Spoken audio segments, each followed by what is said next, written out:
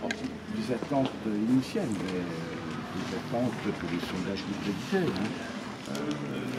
On croyait, quand on a remonté, je crois qu'on était dans cette situation où effectivement on savait très bien qu'on n'était pas au-dessus de 5% et qu'il y a un problème pour le PS depuis quand même plusieurs années. Et qu'effectivement, ça descend encore un peu. On superbe beaucoup. Par contre, il va falloir se reconstruire totalement. Mais au-delà du score de la candidate que je représentais et que je soutenais, moi, ma grande inquiétude était quand même qui arrive en tête avec quel écart. Parce qu'on voit bien avec le mécontentement actuellement en grand que les gens ont du mal à se projeter dans l'avenir. Donc on a peur et on va vers des partis qui entretiennent la peur. Le PS aujourd'hui, on est où réellement? C'est la fin du PS? Le PS est un parti local qui a du mal à être représenté au niveau national?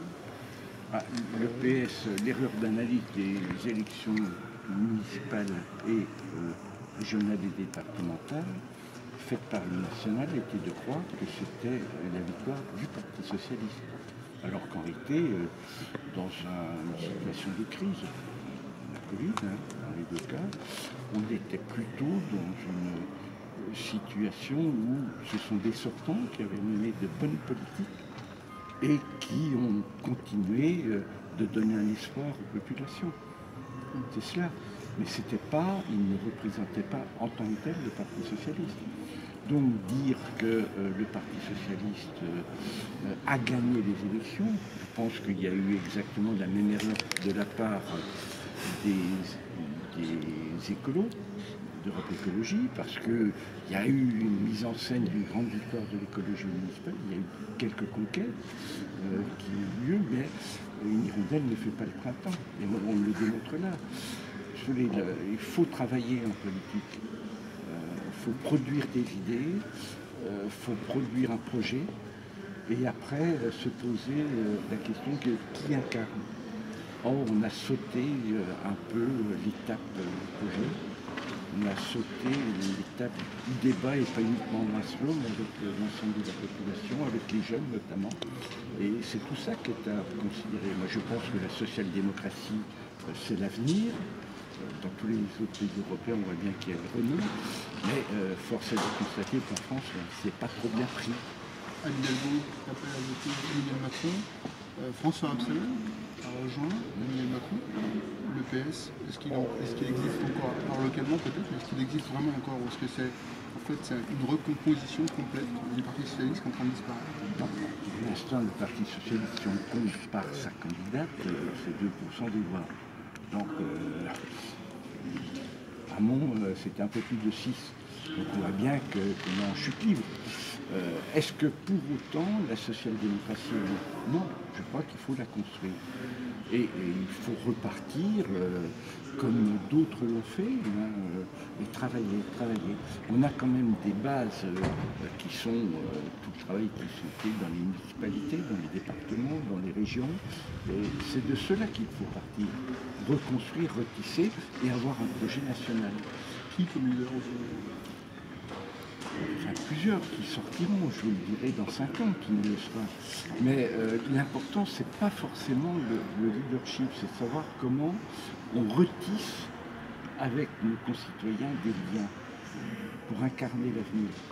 J'ai vu le score de Mélenchon qui est assez bien. Pourquoi? Parce que la gauche, une partie s'est dit, bon voilà, on va vers celui qui a le plus de chances peut-être d'arriver au deuxième tour. Vote utile.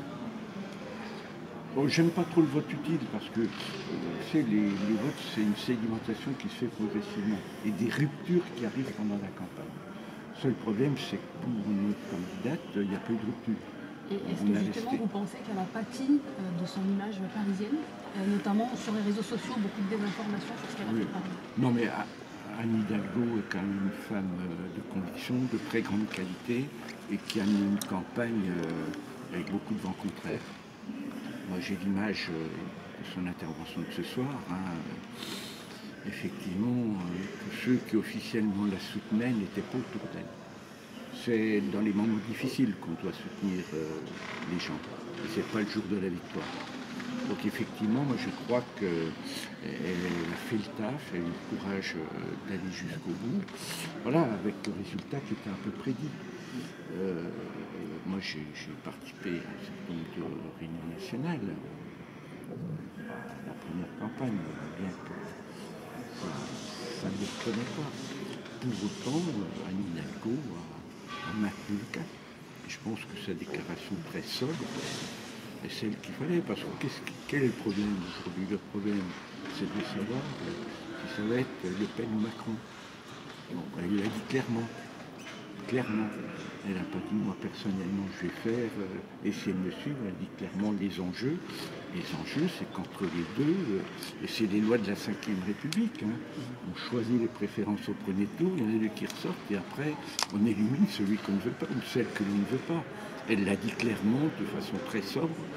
Donc je pense qu'il faut que la population suive, que les citoyens suivent.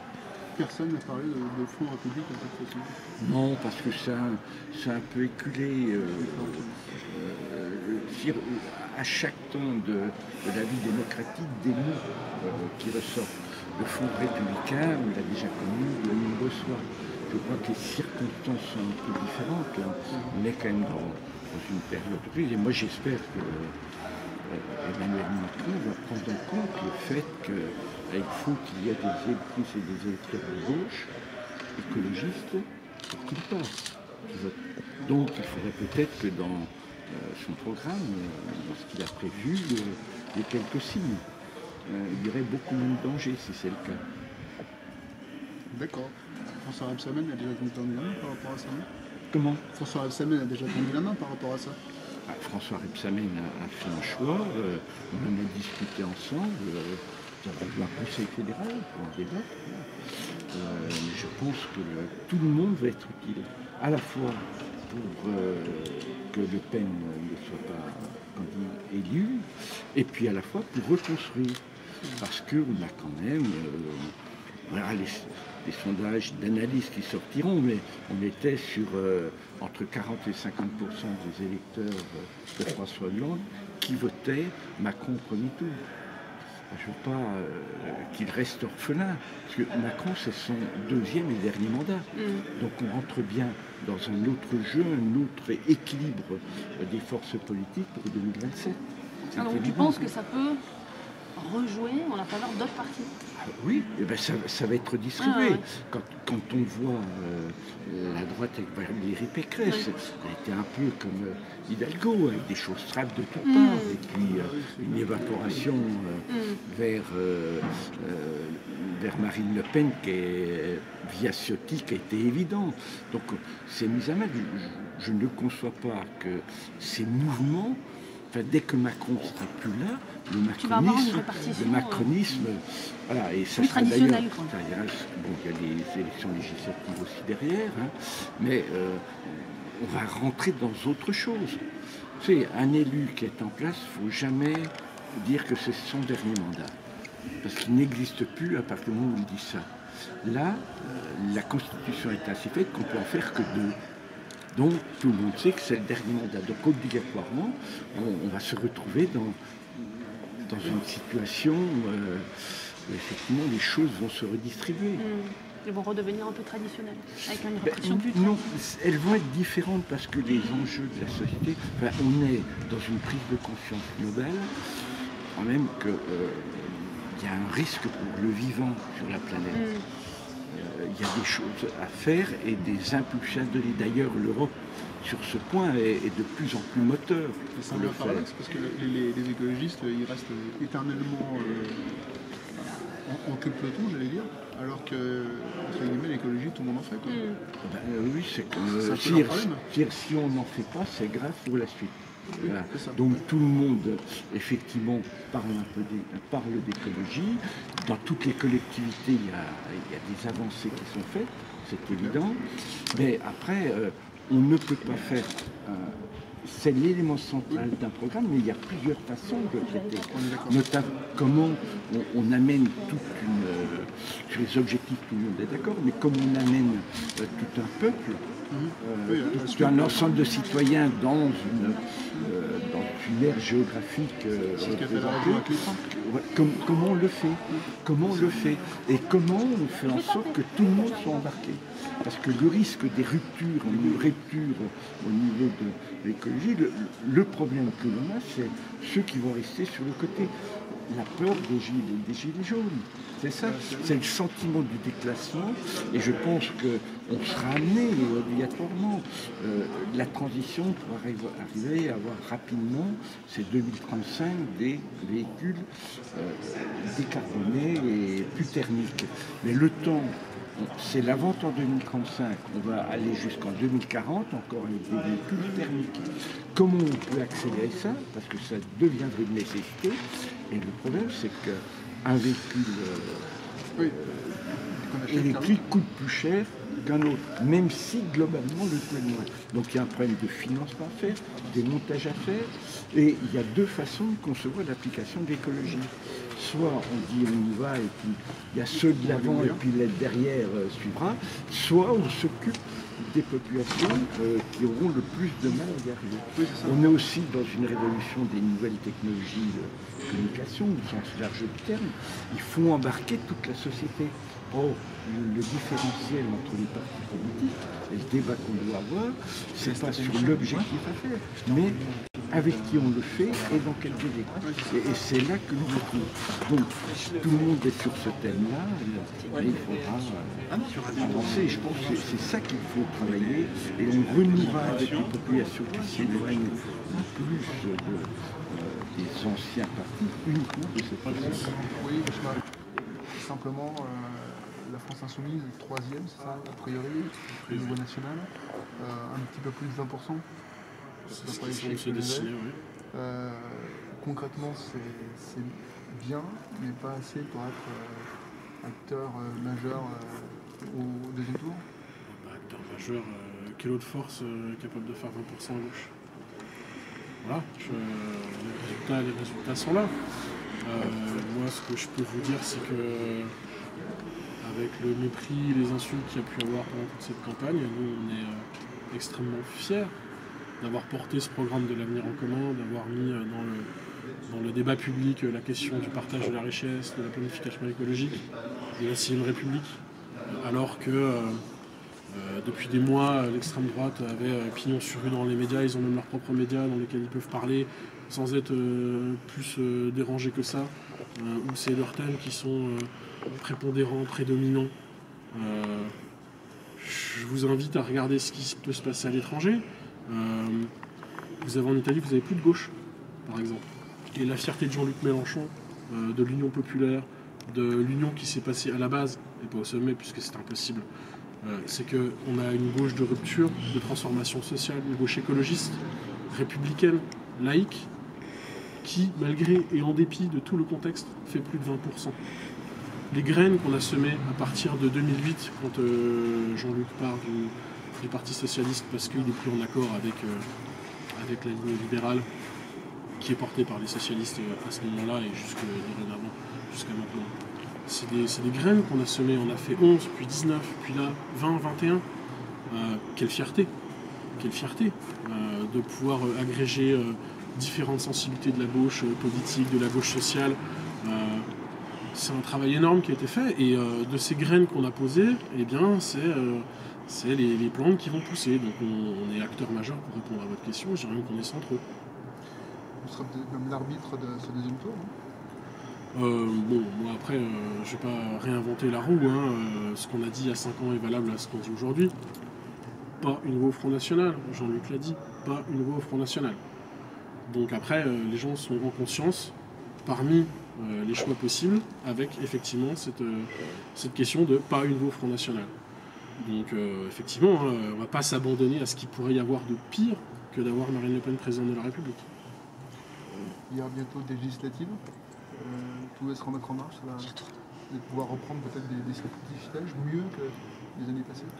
à ce stade, les élections législatives, je ne vais pas vous en parler maintenant parce que déjà la campagne présidentielle n'est pas terminée et je crois qu'on a tous besoin de prendre un temps pour que la poussière retombe, que le bilan soit fait du quinquennat de Macron en termes de qu'est-ce qu'on a pu faire à l'Assemblée, qu'est-ce qu'on a pu faire dans la gauche sociale, qu'est-ce qu'on a pu faire dans les mobilisations, qui apportait quoi. Moi, ce que je peux dire aux gens qui nous ont soutenus et qui, ce soir, sont déçus que nous n'accédions pas au second tour, et on est nombreux à être déçus de ne pas accéder au deuxième tour, c'est que dorénavant, il va y avoir la retraite à 65 ans. Maintenant, plus que jamais, ça va être la politique pour les riches, l'appauvrissement des plus pauvres. C'est un président qui a été condamné pour une action climatique, et ça va se poursuivre, parce que sa logique économique ne va pas nous permettre de répondre à la bifurcation écologique et à la planification écologique qu'on doit mettre en place si on veut pouvoir absorber les chocs de ce que va être le changement climatique. Je leur dis, à la retraite à 65 ans, qui voulait nous mettre via la retraite par points pendant son quinquennat, c'est les députés de la France Insoumise qui fièrement battu pied à pied, point à point, dans la rue, dans les mobilisations et à l'Assemblée pour que cette réforme ne passe pas. Donc maintenant, il y a un signal de résistance, de construction. Et qu'il n'y a rien qui est perdu et qu'au contraire, c'est un nouveau combat qui commence. Pas une voix au Front National, est-ce que ça veut dire voter avec ses pieds pour le second tour? Je ne sais pas ce que ça veut dire voter avec ses pieds. Ne pas aller voter, l'abstention? Chacun fait en conscience. Là, au niveau régional, Marine Le Pen arrive en tête en Bourgogne-Franche-Comté. Jean-Luc Mélenchon serait 5 points en dessous de son résultat national. Qu'est-ce que ça vous inspire comme lecture régionale? Alors là, je découvre les chiffres, donc je ne les ai pas. Donc ça va être extrêmement difficile pour moi de les commenter là ce soir. Parce qu'effectivement, moi, quand je fais un peu de sociologie électorale, j'ai besoin de peser un petit peu les choses. S'il y a un ressac de 5 points par rapport au Front National, visiblement, il y a 3 points au niveau national qui nous séparent de Marine Le Pen. Est-ce que c'est significatif? Est-ce que c'est pas significatif à ce stade? Je ne suis pas en mesure de commenter des résultats auxquels je n'ai pas pris connaissance. On se retrouve tout à l'heure. Merci beaucoup. Celui qui est annoncé, pas tellement de surprise, mais ça marche plutôt bien. Tout d'abord l'abstention. La participation est plus haute que ce qui était annoncé par les sondages. Les Français n'aiment pas trop qu'on dise à l'avance quelle va être leur mobilisation, ni quel va être leur choix. Donc moi je me réjouis de cette participation, ce taux de participation. Je me réjouis évidemment aussi de la confiance qui a été donnée à Emmanuel Macron avec un score très net, très significatif également. Je note aussi la quasi-disparition des partis traditionnels dans cette élection. Néanmoins, le deuxième tour nécessitera une forte mobilisation, un fort rassemblement autour de la candidature d'Emmanuel Macron. C'est la raison pour laquelle, personnellement, j'invite tous les hommes et les femmes de droite comme de gauche à faire barrage à l'extrême droite au deuxième tour. Est-ce qu'on voit que Marine Le Pen a des réserves de voix pour la première fois sur une élection? Il y a effectivement... C'est un danger quand même pour Emmanuel Macron. Il y a effectivement le score d'Éric Zemmour et une réserve de voix possible pour Madame Le Pen. Il faut prendre ce deuxième tour non pas comme quelque chose d'acquis, mais quelque chose à gagner dans ce qui sera malgré tout un affrontement entre ce qu'on peut appeler un front républicain et un mouvement d'extrême droite. Moi je n'oublie pas qui est Madame Le Pen, quels ont été ses choix par rapport à la Russie, par rapport à M. Poutine. Je considère aussi que ses propositions sont assez démagogiques sur le pouvoir d'achat, sur les salaires, sur les retraites. Tout ceci n'est absolument pas financé, pas crédible. Donc j'espère que chacun va prendre conscience de cela et puis que, en toute responsabilité, et c'est déjà le cas, j'ai noté les déclarations des candidats de gauche, j'ai noté la déclaration de Mme Pécresse également, qui appelle à voter Mme Macron. Je salue le sens de la responsabilité, j'espère que ce mouvement sera entendu et qu'il y aura un score sans appel dans 15 jours pour Emmanuel Macron. Au niveau régional, Marine Le Pen est pour l'instant à ce temps du dépouillage devant Emmanuel Macron. Le résultat est très serré en Côte d'Or. Quelle lecture ça vous inspire au niveau régional? Évidemment, une préoccupation. C'est un score qui m'inquiète parce que il y a eu, dans ce discours démagogique, je le rappelle, de la part de Mme Le Pen, il y a eu une sorte de crédulité de ceux qui ont pris pour argent comptant ses promesses. Elle a réussi à faire oublier son propre nom, en faisant campagne sur son prénom. Elle a réussi à faire oublier ses attaches et ses amitiés extrêmement dangereuses de ses soutiens, des personnes qui la soutiennent. Elle ne fera pas oublier, j'espère, la menace d'irresponsabilité qui serait la conséquence de son accession au pouvoir.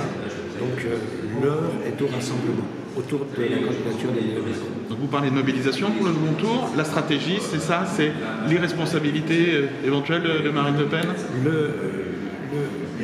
Le mot est peut-être un peu trop fort, mais le danger manifeste, le danger considérable pour la France, de voir quelqu'un sans expérience, aux promesses dangereuses, accéder au pouvoir. J'espère que les Françaises et les Français et que les responsables politiques auront des positions très claires pour ce deuxième tour en faveur d'Emmanuel Macron. Est-ce que la guerre en Ukraine a eu un impact sur cette élection finalement? Bien évidemment. Cette guerre, cette véritable guerre, cette prise de conscience de la menace que fait peser aujourd'hui la Russie du président Poutine sur la stabilité, sur la paix en Europe, a préoccupé tous les Français au moment de ce scrutin.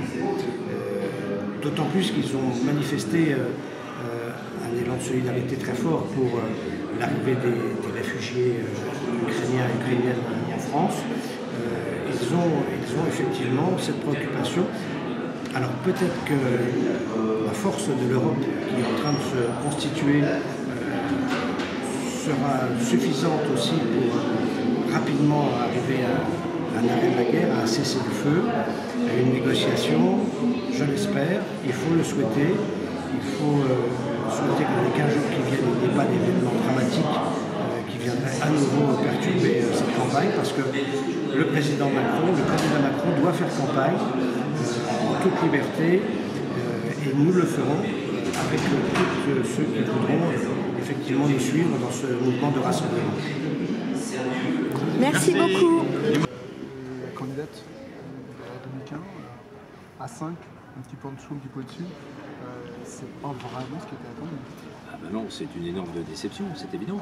Même si on s'attendait, notamment depuis quelques jours, 3 semaines, à ce qu'on ne gagne pas. C'est évident, tous les sondages confortaient, mais ce niveau de score, effectivement, on ne s'y attendait pas. Qu'est-ce qui a manqué? Alors, à mon sens, il y a deux choses. Premièrement, une élection présidentielle, c'est vraiment la rencontre entre un homme et une femme, avec les Français. Est-ce que la personnalité, la posture, le comportement, le projet, est-ce que les Français adhèrent à cette personne?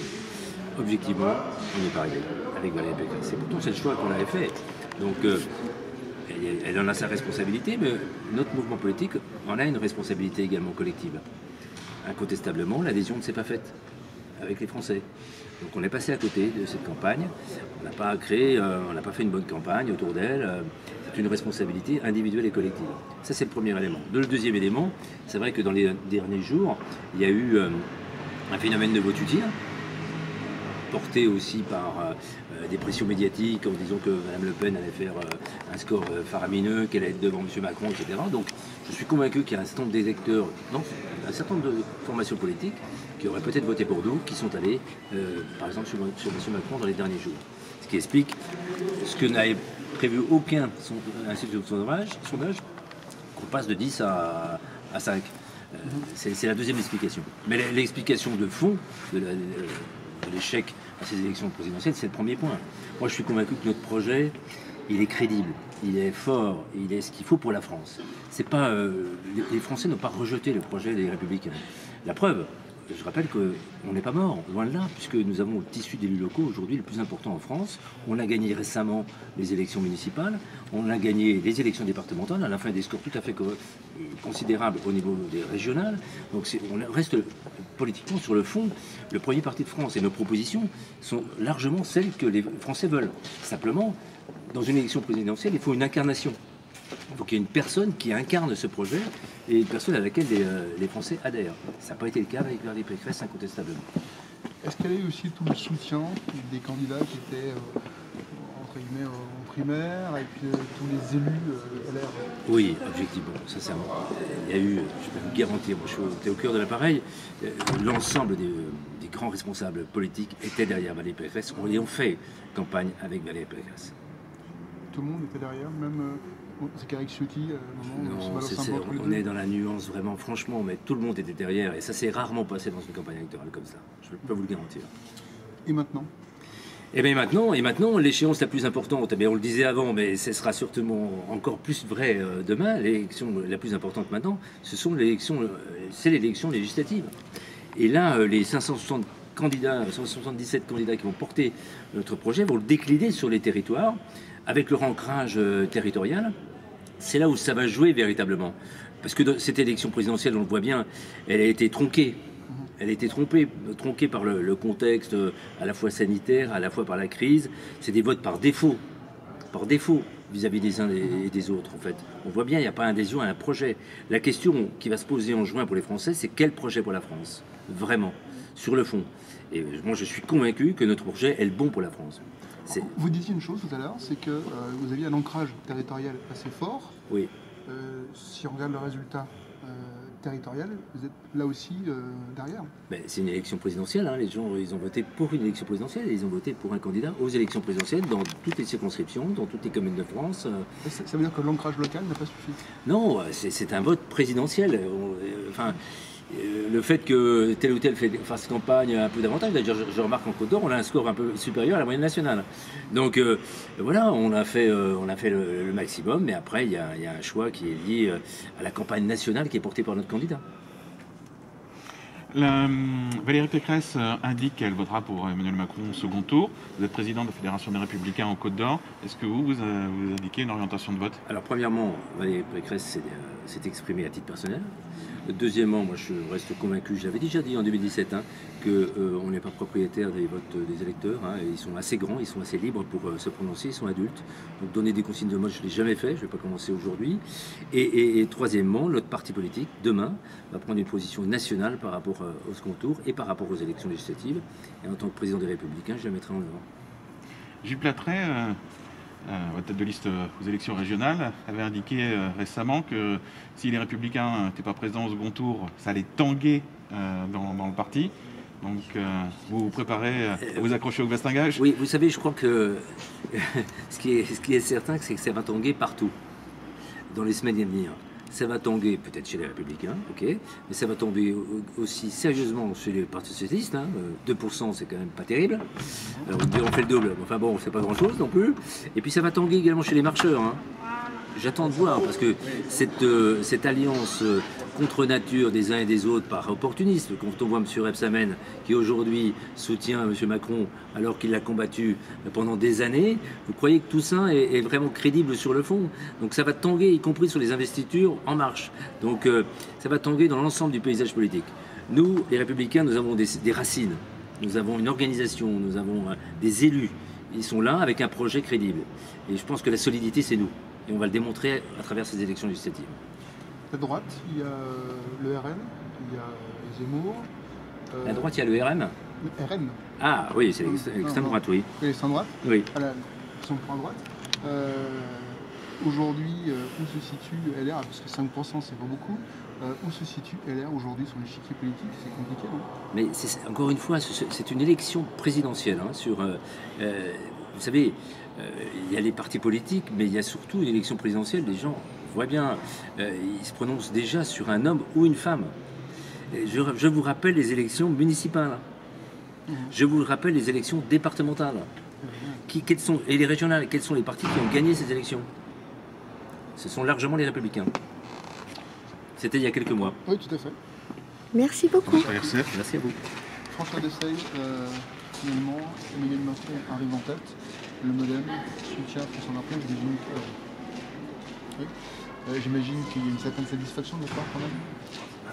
Complètement. C'est la maison commune, la majorité présidentielle. Et nous sommes vraiment contents de voir que Emmanuel Macron fasse ses 28%. Ce n'était pas forcément acquis dans les dernières évolutions. En tout cas, c'est plutôt positif. Après, maintenant, il y aura un langage de vérité qui va devoir s'installer parce que c'est vrai que Marine Le Pen s'est cachée derrière Éric Zemmour, s'est cachée derrière elle et c'est apparaît plus social, etc. Maintenant, son vrai visage va à nouveau apparaître et je compte sur Emmanuel Macron et ses capacités de débattre pour justement ramener Marine Le Pen où elle se situe véritablement. Emmanuel Macron a reçu pas mal de soutien ce soir. Ça veut dire que tout le monde se regroupe. Il y a un front républicain. J'espère qu'il y aura un front, j'espère qu'il faudra écouter tout cela. Je veux dire, nous sommes pour la proportionnelle, nous sommes pour la représentativité au contraire de toutes les forces politiques. Et c'est vrai que si à un moment on se regroupe tous pour faire barrage à Marine Le Pen, il faut écouter toutes les forces politiques, c'est important. Au niveau local, votre analyse, c'est à peu près la même chose qu'au niveau national? Disons qu'Emmanuel Macron sur Dijon tournerait à près de 30%, ce qui est plutôt bien. Marine Le Pen est faible et Mélenchon est assez fort. Mais Macron est bien en tête à Dijon et tant mieux. Et c'est vrai que Marine Le Pen, on se rend compte que sur Dijon, elle n'arrive pas à percer. Elle fait toujours des scores bien inférieurs au niveau national. C'est-à-dire que la France Insoumise pourrait remplacer le Parti Socialiste? Au regard de ce qui se passe ce soir, on peut estimer. Que comme Marine Le Pen, comme Anne Hidalgo doit être à 2. Jean-Luc Mélenchon a un score beaucoup plus important. Donc c'est vrai qu'on peut penser que il y a eu un switch entre les deux, quoi. Un vote utile à gauche vers Jean-Luc Mélenchon. Au niveau régional, Marine Le Pen, en revanche, arrive en tête en Bourgogne-Franche-Comté. Quelle analyse ça vous inspire? Elle arrive en tête. Combien son score? 29 contre 25. Disons qu'il y a deux Bourgogne-Franche-Comté. Il y a celle des villes et puis celle du rural. Après, il faut peut-être écouter pourquoi le rural vote Marine Le Pen. C'est peut-être ça qu'il faut s'attarder à cela, quoi. C'est pas... Il faut faire vraiment attention à cela. Il y a une écoute à avoir de ces gens-là. Parce que je pense que dans le monde rural, il faudrait regarder, plus, je n'ai pas les chiffres, mais plus spécifiquement les chiffres. Mais je pense que c'est plus dans la ruralité que Marine Le Pen arrive très en tête. Et je ne sais pas le score de Besançon, je ne sais pas les scores des grandes villes. Mais on peut estimer que ça se reproduit un peu comme à Dijon. C'est bon. Merci beaucoup. Merci. Lioré René. En quelques mots, on va dire que le premier tour, c'est fait, on peut le dire comme ça? Oui, le premier tour c'est fait avec succès. Comme je le disais tout à l'heure, c'est fait avec 2 à 2,5 points de plus qu'en 2017, malgré une concurrence importante d'Éric Zemmour qui fait 7%. Donc ça veut dire, puisque si on cumule cet écart de 10 points, ça veut dire que Marine Le Pen a gagné de nouveaux électeurs par rapport à 2017. Pour la première fois, Marine Le Pen part au deuxième tour avec des réserves de voix, celle d'Éric Zemmour notamment, et d'autres. Elle part avec les réserves d'Éric Zemmour, elle part avec les réserves de Dupont-Aignan, elle part avec les réserves de M. Lassalle. Et je pense qu'elle part aussi avec, sur les 4,8 points, 5 points de Mme Pécresse, elle part avec au moins 60%, parce que ceux qui sont restés fidèles à Mme Pécresse, je pense en particulier à M. Ciotti, ne voteront pas pour Emmanuel Macron. Et ils ne se réfugieront pas non plus dans l'abstention, parce que je pense que ceux qui sont restés sont de vrais patriotes et qu'ils rejoindront donc Marine Le Pen. Et puis à côté de ça, il y a un réservoir extrêmement important. Certes, on est dans un clivage gauche, mais Marine Le Pen fait fi de ce clivage droite-gauche.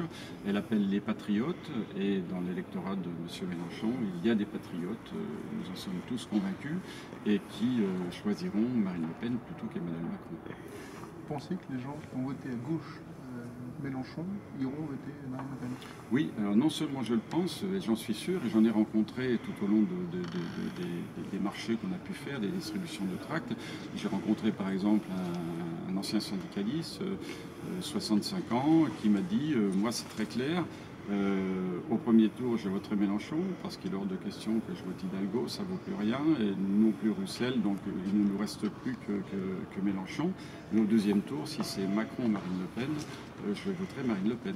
Oui, c'est un exemple, c'est qu'on ne peut pas faire une théorie, mais entre le programme plutôt social de Marine Le Pen concernant la retraite à 60 ou 62 ans, selon l'âge auquel on a commencé à travailler, le programme pour la préservation du pouvoir d'achat, le programme pour les jeunes également, l'encouragement des jeunes, le programme également sur les successions. On n'en a pas trop parlé, mais c'est quand même important, pouvoir transmettre 100 000 € tous les 5 ans et non pas tous les 10 ans à ses enfants, voire petits-enfants. C'est des choses qui sont extrêmement importantes. Donc Marine Le Pen veut rendre l'argent aux Français. Elle veut leur rendre leur pays, à savoir remettre de l'ordre dans le pays, sur la sécurité, sur la délinquance. Elle veut revoir également toutes les prestations sociales accordées aux étrangers, supprimer toutes les mesures d'indemnité telles que le RSI aux gens qui n'ont pas travaillé depuis un an, réserver les allocations familiales aux personnes ayant travaillé en France depuis 5 ans, aux étrangers ayant travaillé en France depuis 5 ans, mais donc rendre leur pays aux Français, mais aussi rendre leur argent. Par exemple, elle, ce qu'elle veut, c'est une diminution des taxes sur le fioul, l'essence, enfin tous les carburants en règle générale, l'électricité, le gaz, réduire ces taxes de 20 à 5%, parce qu'elle considère que ce sont des biens de consommation courante, et les biens de consommation courante doivent avoir une TVA à 5,5, et ça représente, ne serait-ce que sur l'énergie, 12 milliards d'euros rendus aux Français. 2 semaines avant le deuxième tour, comment va se passer l'entre-deux tours? Alors 2 semaines, bon, bien sûr, il y aura ce fameux débat du 20 avril, mais ça n'est qu'un épiphénomène, ce débat. Hein. Bien sûr, il sera important. Et il y a surtout la campagne que nous allons mener sur le terrain, parce qu'on ne va pas laisser Marine Le Pen pendant ces 15 jours toute seule. Dans tous les départements, il va y avoir une très très forte mobilisation. Les militants sur le terrain, on va recommencer la distribution des tracts, de l'affichage qui ont été arrêtés vendredi soir. Dans tous les départements, il y aura également le bus Marine qui nous a permis d'entrer au contact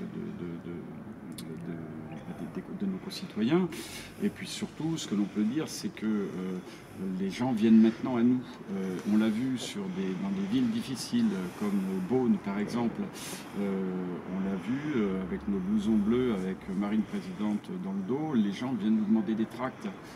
Alors qu'avant, c'est nous qui devions les aborder et bien souvent, ils fuyaient. On se rend compte qu'il se passe quelque chose d'important. Il s'est passé quelque chose de très important au cours des 15 derniers jours, ce qui explique ces résultats de ce soir qui sont sensationnels. Un mot régional, en Bourgogne-Franche-Comté, Marine Le Pen est devant. Alors, je n'ai pas les résultats sur la région Bourgogne-Franche-Comté. On a regardé surtout la 2 et BFM. Ils n'ont pas donné les résultats en Bourgogne-Franche-Comté, donc je ne peux pas vous donner ces informations.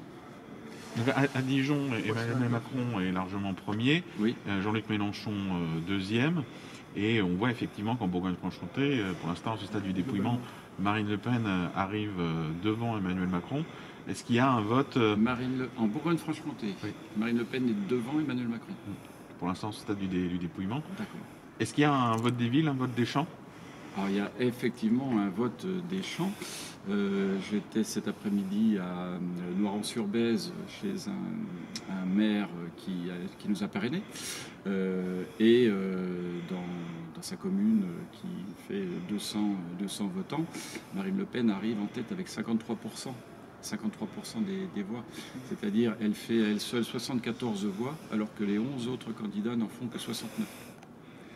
Donc ça, c'est les votes des petites communes.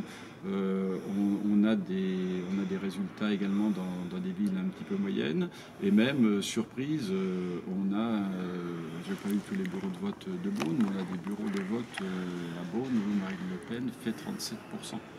Ce qui est tout à fait exceptionnel dans une ville LR. Et là, je crois qu'il y a eu aussi un transfert de LR vers Marine Le Pen. pas que vers Zemmour. Quels sont les thèmes que vous allez travailler pendant ce second tour? Toujours le pouvoir d'achat? On va répéter, rendre aux Français leur pays, rendre aux Français leur argent. Ce sont des thèmes qui sont des thèmes gagnants. On peut bien sûr parler également de la santé. Vous connaissez le programme de santé de Marine Le Pen. Elle veut arrêter la destruction des lits d'hôpitaux. On a quand même, M. Macron a quand même détruit 18 000 lits d'hôpitaux pendant son quinquennat, dont 5 700 pendant l'année Covid. On veut redonner du pouvoir d'achat également aux infirmières qui sont sous-payées de 10% au-dessous de la moyenne, de la moyenne européenne. On veut réintroduire des méthodes modernes de traitement en milieu hospitalier. On veut faire en sorte que les médecins puissent s'installer dans les zones désertifiées. Donc il y a tout un programme effectivement sur la santé. Il y a aussi un programme sur l'armée. Ramener à 3% du PIB le budget de l'armée, alors qu'il n'est que de 2% aujourd'hui. Mais il ne faut pas non plus peut-être multiplier les thèmes. Je pense que pour être bien compris des Français, et c'est ce qu'a fait Marine Le Pen, elle a pris 2 thèmes. Il faut qu'on les pilonne, ces 2 thèmes, parce qu'on a de grosses différenciations avec Emmanuel Macron. Et nos concitoyens ne feront pas une comparaison sur 20 points que propose Macron, que propose Marine Le Pen. Ils feront une comparaison très en phase avec leurs problèmes d'aujourd'hui. Leur problème d'aujourd'hui, c'est pouvoir sortir dans les rues seuls le soir tout en étant tranquille, ne pas se faire agresser. Et puis leur problème, c'est pouvoir aller à leur travail sans que ça leur coûte 10%, voire 15%, voire 20% de leur salaire. Donc c'est des thèmes qui vont être récurrents tout au long de ces 2 semaines. C'est bon. C'est bon, c'est bon. Merci beaucoup. Merci.